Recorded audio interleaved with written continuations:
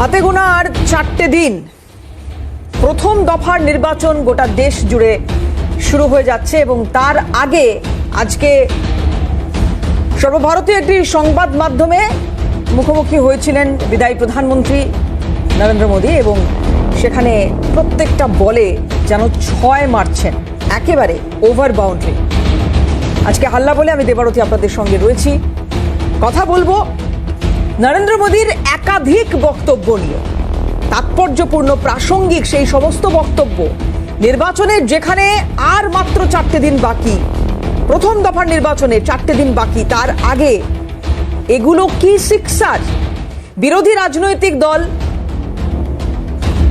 বা এই নাগরিক সমাজ আমার আপনার ভোটে সরকার নির্বাচিত হয়, সেই আমি আপনি কি ভাবছি, কিভাবে দেখছি এই বক্তব্যগুলোকে, আপনাদের বিভিন্ন প্রতিক্রিয়া আমাদের কাছে আসছে, সব আপনাদের সামনে তুলে ধরবো আগামী 1 ঘন্টা। কিন্তু তার আগে কিছু বাছাই করা বিদায়ী প্রধানমন্ত্রীর বক্তব্য আপনাদের সামনে তুলে ধরবো, আলোচনা হবে সেগুলো নিয়ে।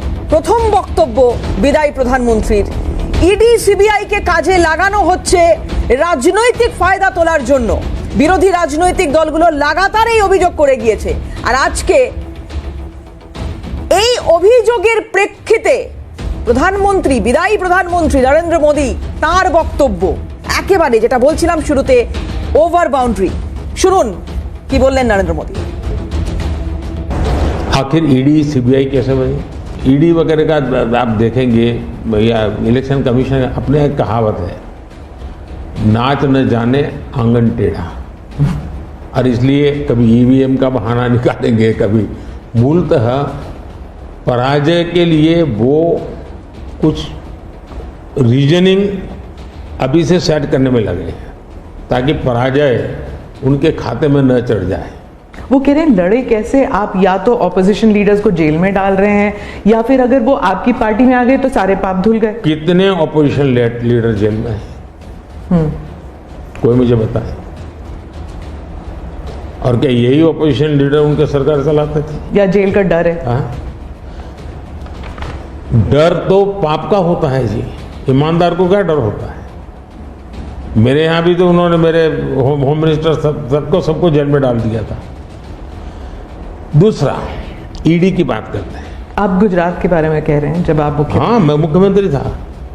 अच्छा, जो ईडी की बात करते हैं, ईडी ने जितने केसेस किए ना, उसमें से सिर्फ, देश को समझना, सिर्फ 3% ही पॉलिटिकल लोग इन्वॉल्व है जिन पर एक केस हुई है।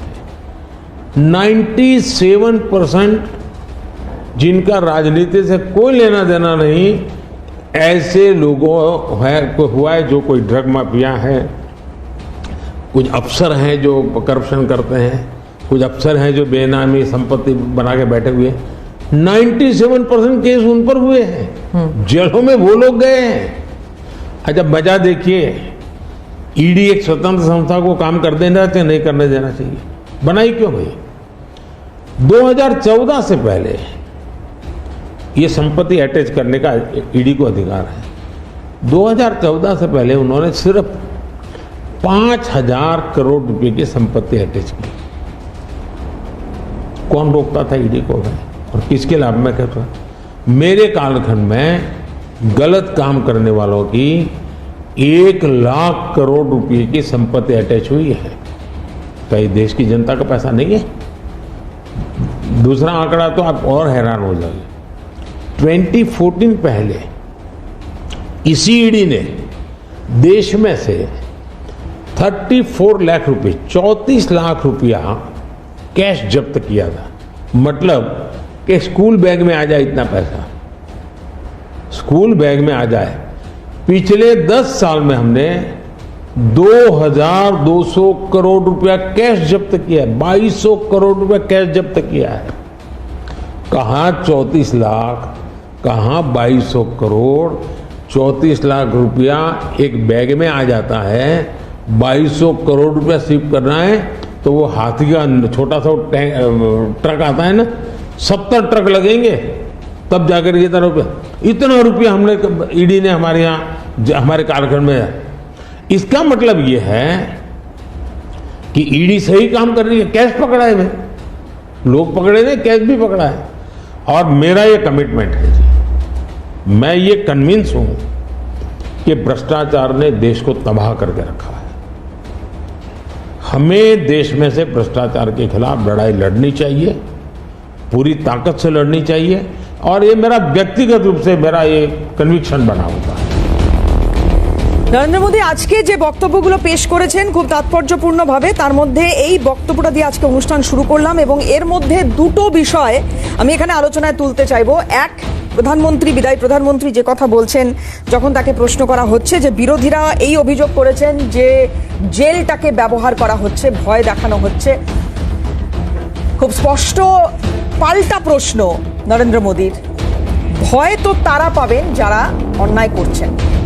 এক, দুই হচ্ছে উনি প্রশ্ন করছেন পাল্টা যে কতজন অপোজিশন লিডার জেলে আছে। তিন, খুব মানে মজা করেই হয়তো এই কথাটা এখানে উত্থাপিত করতে চেয়েছেন যে নাচতে না জানলে উঠোন বেঁকা, একটা কথা আমরা বলি। এখানে এরকমটাই হচ্ছে না তো? প্রধানমন্ত্রী, বিদায়ী প্রধানমন্ত্রীর বক্তব্য খুব স্পষ্ট এখানে। एक भी कानून मेरी सरकार ने नहीं बनाया, चाहे ईडी हो, सीबीआई हो, चाहे इलेक्शन कमीशन। ऊपर से हमने तो इलेक्शन कमीशन में सुधार किए हैं। आज इलेक्शन कमीशन बनता है तो ऑपोजिशन भी उसमें होता है। पहले तो प्रधानमंत्री एक फाइल पे साइन करके इलेक्शन कमीशन बना देता था, और जो उनके परिवार के साथ निकट जुड़े थे ऐसे ऐसे लोग इलेक्शन कमिश्नर बने थे। ऐसे लोग इलेक्शन कमिश्नर बने थे जो वहां से निकलने के बाद राज्यसभा के मेंबर बने, उनकी सरकार के मिनिस्टर बने। ऐसे इलेक्शन कमिश्नर बने थे जो कांग्रेस के बाद में कैंडिडेट बने। और इसलिए हम उस लेवल पे प्ले नहीं कर सकते, तो हमारा लेवल प्ले फील्ड हो ही नहीं सकता, हम ऐसे बन ही नहीं सकते। हम अच्छे रास्ते पर जाना चाहते हैं, हम उस रास्ते पर जाना नहीं चाहते। दूसरी बात है, একটা সময় এটা আমরা সবাই জানি, আপনারা যারা এই মুহূর্তে অনুষ্ঠান দেখছেন জানেন, যারা প্যানেলিস্টরা রয়েছেন তারাও জানেন যে একটা সময় মমতা বন্দ্যোপাধ্যায় এরকম একটি দাবি করেছিলেন এবং সেটা নিয়ে যথেষ্ট বিতর্ক হয়েছিল যে প্রায় সব কাজ শেষ হয়ে গিয়েছে। এই যে সব কাজ শেষ হয়ে গিয়েছে, তারপরে কেন বারবার গিয়ে টাকা চাইতে হয়েছে, কেন বারবার বঞ্চনার কথা বলা হয়েছে, এগুলো নিয়ে বহু কথা হয়েছে। কিন্তু আজকে বিদায়ী প্রধানমন্ত্রী যে সিক্সারগুলো মেরেছেন তার মধ্যে অন্যতম সিক্সার এটা, যিনি বলছেন যে না, আমার কাজ শেষ হয়নি, এখনো অনেক কাজ বাকি রয়েছে, আমি শুধু চেষ্টা করে গিয়েছি। অনেকে বলছেন না, অনেক রাজ্যের মুখ্যমন্ত্রীরা বলছেন, অনেক রাজনৈতিক নেতারা বলছেন যে আমরা সব করে দিয়েছি। এটা কি আদৌ সম্ভব হয়? সব কি করে দেওয়া যায়? বিদায়ী প্রধানমন্ত্রী কি বললেন আজকে শুনুন। ज्यादातर सरकारों का स्वभाव होता है वो ये मिजाज में रहते हैं हमने तो सब कुछ कर लिया, हम तो सब कुछ करते हैं। मैं नहीं मानता हूं मैंने सब कुछ कर लिया है। मैंने ज्यादा से ज्यादा करने का प्रयास किया है, सही दिशा में जाने का प्रयास किया है। फिर भी बहुत कुछ है जो मुझे अभी भी करना है, क्योंकि मैं देखता हूं मेरे देश की कितनी आवश्यकता है। हर परिवार का सपना, वो सपना कैसे पूरा हो, ये मेरे दिल में पड़ा हुआ है। और इसलिए मैं कहता हूं जो हुआ है वो ट्रेलर है, आपको अच्छा लगा है, लेकिन मैं बहुत अधिक करना चाहता हूं। আজকে বিদায়ী প্রধানমন্ত্রীর বক্তব্যে যথেষ্ট কনফিডেন্ট ওনাকে লেগেছে এবং উনি আবারও জেতার দাবি করেছেন। খুব স্বাভাবিক, সেটাই যে কোনো রাজনৈতিক দলই করবে। কিন্তু যদি এক্ষেত্রে বর্তমান কেন্দ্রীয় সরকার আবারও ক্ষমতায় আসে, তাহলে বিরোধীরা হারার কারণ হিসেবে কোনগুলোকে সামনে রাখবে? তার মধ্যে সুস্মিতাদি একটা বলে দিলেন ইতিমধ্যেই, ইভিএম এ কারচুপির একটা সম্ভাবনা। এ রাজ্যের মুখ্যমন্ত্রী, তৃণমূলের সুপ্রিমো মমতা বন্দ্যোপাধ্যায়, তার একটা প্রতিক্রিয়া খুব দ্রুত একটু শোনাবো, তারপর আমি আবারও আলোচনায় আসবো। শুনুন মমতা বন্দ্যোপাধ্যায় কি বলছেন।